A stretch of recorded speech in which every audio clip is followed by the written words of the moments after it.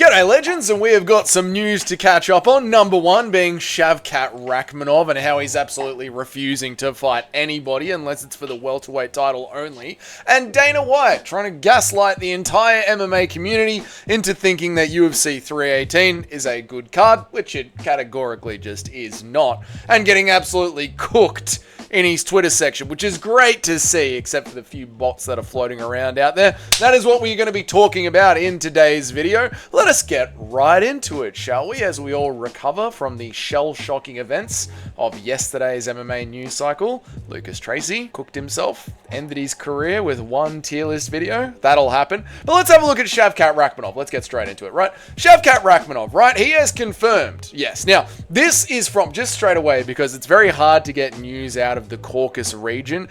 This is via Uled des Medicus Sebastianus. I've checked this Twitter account out. It essentially is news that comes right out of the Kazakh region. So, I mean, they've cited some sort of news information. That does seem to be an all Kazakh news sort of place. So I am going to take this with a little bit of grain of salt, but I'm going to put this on the believable end of things, right? So just so we know where we're getting our news sources from, you know, I don't want us to be any sort of Ruben Carter out there that just makes things up. Right, Shavkat Rakhmonov has confirmed that he is only going to be fighting for a welterweight title shot and will most likely wait for the winner of JDM versus Islam Makhachev. He says to this Kazakh news agency, the situation is difficult. I am waiting to see who will fight for the title. Perhaps we will go straight to the title fight even next year. I'm waiting. I do not want to waste my energy on intermediate fights. So Shavkat Rakhmonov is only going to be fighting for the welterweight title. I hate this. I hate this news. I hate this news, to be honest, from Shavkat Rakhmonov. I personally don't believe that Shavkat Rakhmonov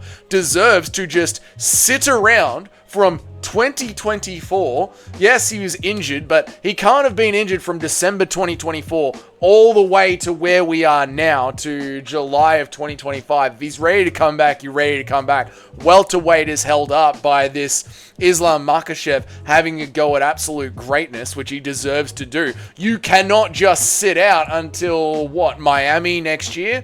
I assume Shavkat Rakhmonov does Ramadan, so Miami next year is going to be around the Ramadan time cycle. Are you going to sit out until, what, February or Ramadan in May, and then like sit out past that, International Fight Week in 2026, when your last fight was in 2024, when you are in one of the, not even one of the, Shavkat Rakhmonov, you are in the busiest division in the UFC. The busiest division in the UFC. And I know there's a lot of Shavkat Rakhmonov fans out there, and I'm not a Shavkat Rakhmonov hater. I like Shavkat Rakhmonov. I think he's a great fighter, right? But Shavkat Rakhmonov is going to sit out from 2024, December 2024, but still 2024, to the mid-first quarter of 2026 without a win over a ranked 5 fighter in his division. In the busiest division. That's what we're going to do. Just sit around when you haven't gotten a win, a single win over a top 5 ranked fighter in your division. You think you can just sit around for a year and waltz into a title shot? Is that what you're suggesting here, Shavkat Rakhmonov? I think that is goddamn ridiculous, dude. Ridiculous. Especially considering now that we are talking about the welterweight division, which is the most stacked division. There are chances to come in and absolutely blow away the competition and solidify yourself as the number 1 contender. Because the Ian Gary fight, Ian Gary coming into that fight, I believe from memory, Ian Gary was ranked at number 7th. That Ian Gary fight does not get you a title shot. I'm sorry. And I know Hunter Campbell is the new master negotiator of the UFC. I'm sorry that he lied to you. I figured out what Hunter Campbell's master negotiating tactic is, and it's just to lie to the fighters and tell them that no matter what, they're getting another title shot. Yair Rodriguez let that out of the bag. That's how Hunter Campbell seals these deals. He just offers them title shots, and he can't deliver on every single person's promise. Shavkat Rakhmonov should get in there and fight Sean Brady, or maybe rematch with Ian Gary, or fight Kamaru Usman. Fight Kamaru Usman, because quite frankly, Kamaru Usman is severely underrated at welterweight. Look, Joaquin Buckley was that guy, charging up the division. Kamaru got back in there, reached down the rankings, fought that guy, dominated him. Dominated him, in the words of Jamal Hill. Absolutely dominated him. It was great to see. And Kamaru Usman has got that big name and that big legacy. We're talking about the second best welterweight of all time. You ask Kenny Okoye, he's the best belt welterweight of all time. But you got that guy who was the second best welterweight of all time.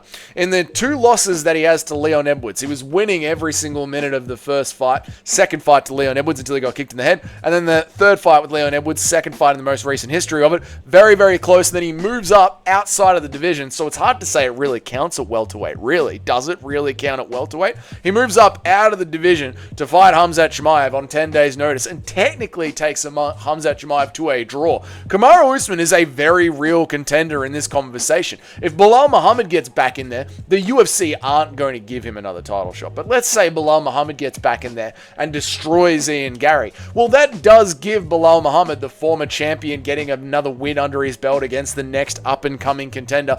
That does give Bilal Muhammad a little bit of back and forth to argue with. There's just too much going on at welterweight. For Shavkat Rakhmonov to now be healthy in July, right? You were injured in December, you're now healthy in July. It is too busy of a division for Shavkat Rakhmonov to sit around and say, I am not doing anything except getting a title shot no matter what, but this idea of, I don't want to waste time with it. What do you mean? You don't want to be a fighter in your division fighting for a top 5 number 1 contender spot? That's not wasting time with interim fights, mate. That is literally your job in the sport, is to solidify your place as the number 1 contender. You have not solidified your place. I'm sorry Hunter Campbell lied to you. And then, just to pour a little bit of salt onto the wound, Kevin Holland's already fighting again this year. He's fighting again this year. Shavkat Rakhmonov's activity has been absolutely horrible. It was Neil Magny in 2022. It was Jeff Neal in 2023. It was Stephen Thompson towards the end of 2023. It was Ian Machado Gary in 2024. Kevin Holland's in the division, putting in work, dude. Putting in serious work. The division is just too goddamn busy. Shavkat Rakhmonov, for you to sit around and say, I'm not going to be fighting anyone. You do not deserve another title shot. It's absolute lunacy. Now, moving on to the next funny piece of news is just Dana White getting absolutely cooked by his own comment section. Let's check it out. Dana White on UFC 318. This card is so badass. Firstly, what a promoter.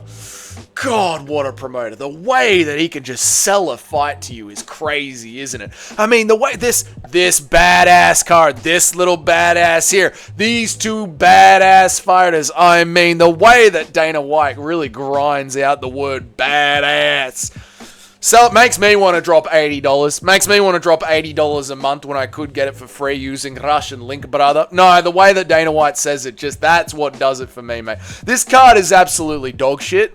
It's a dog shit card. There's some people, I am so happy that most of the MMA community is starting to realize a good card from a bad card. There are some people that are still just complete UFC shills. I think they either need to get fighter interviews on UFC media days, or they are just complete gambling addicts and they don't know a good card from a bad card. To them, a good card is a card that's easy to gamble on.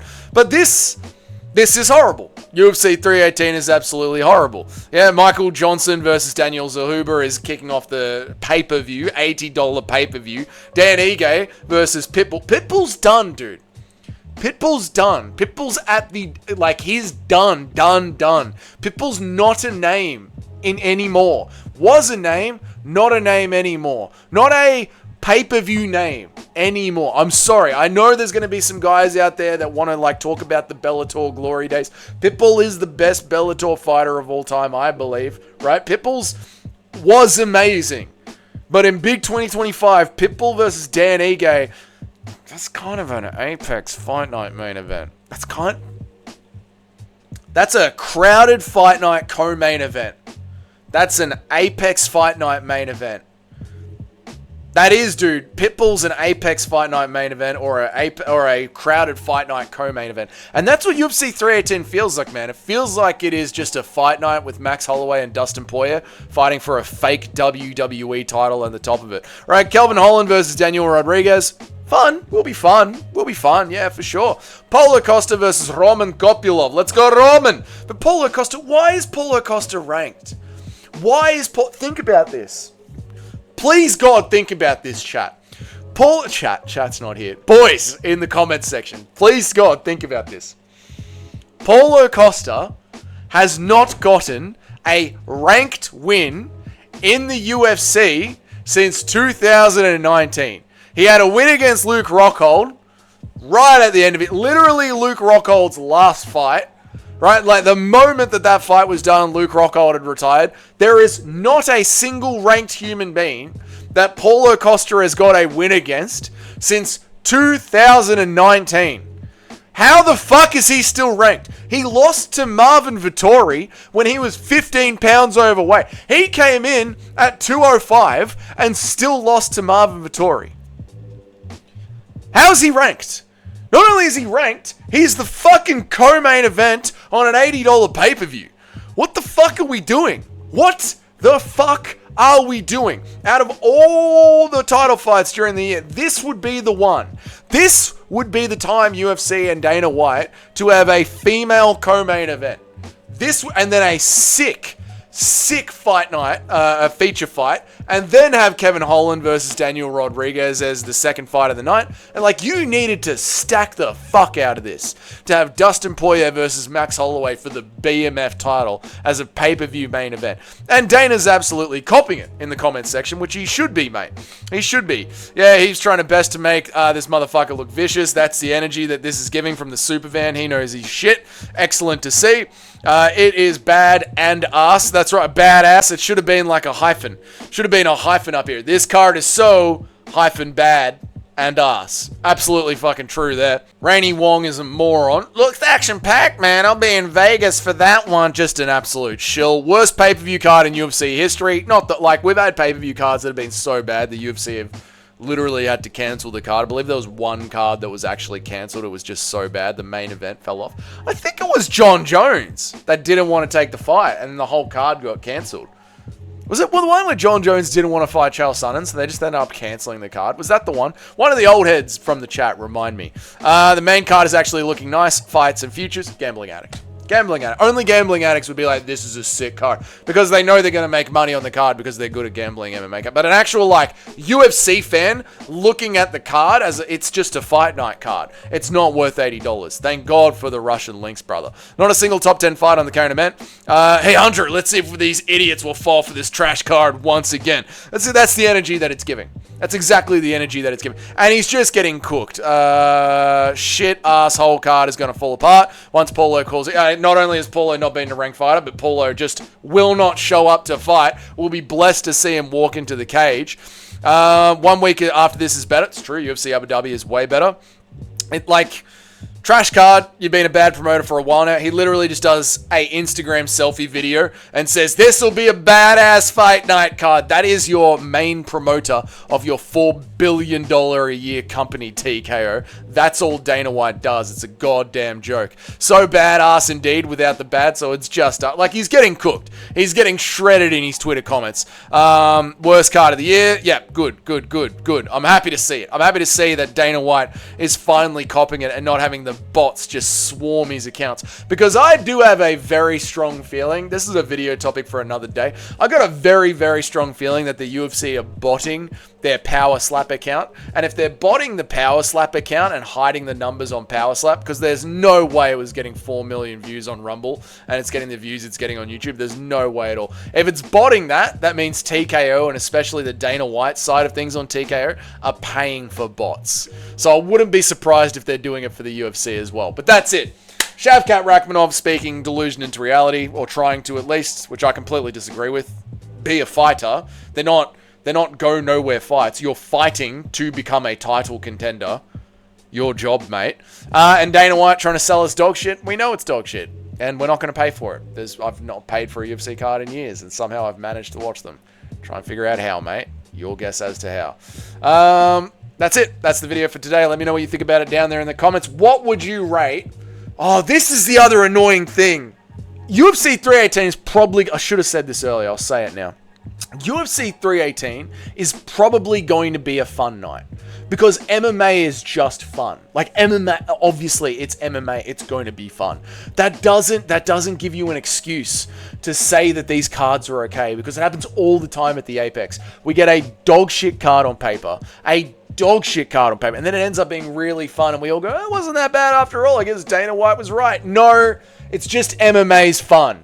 But this card is not worth $80 on paper. This is not an $80 product that they're giving us. This is not an $80 product. This is hot fucking steaming dog shit. That's what that is. So let me know in the comments section, what do you rate that on paper out of 10? Even though it could end up being a really fun fight night card, and obviously we're going to be there because we love UFC. So let me know about that down there in the comments. If this is your first time here, g'day and welcome. My name's Dougie. I make an MMA video every single day of the week, and I try and go live at least 3 times a week, although I've been doing it very consistently lately. So if you want to know when a new video drops and you want to know when I go live, you hit that subscription button down there and the notification bell just down there so you know when I go live. The comment. What would you rate 318 out of 10? Who do you think Shavkat should fight next? Do you think he should sit around and wait for a title? Do you really? Do you really? Who do you think Shavkat should fight next? Put that down there in the comments as well. If you can't be bothered commenting, but you did enjoy the video, leave a like. And if you're one of the paying members of the channel, or you've been gifted a membership by bloody Mike Lang, the legend, your names are up on the next slide. And until then, I'll see you all in the next video. Have yourselves a good day. Bye.